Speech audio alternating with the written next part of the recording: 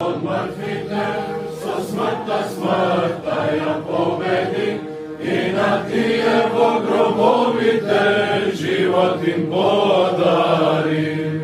Христос воскресна од мртвите, со смртта смртта ја победи, и на тие во гробовите живот им подари. Воскресна Исус од гробот, како што прорече, и даде живот вечен и голема милост.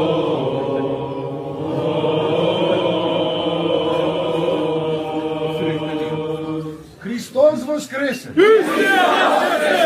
Христос воскресе! Христос воскресе!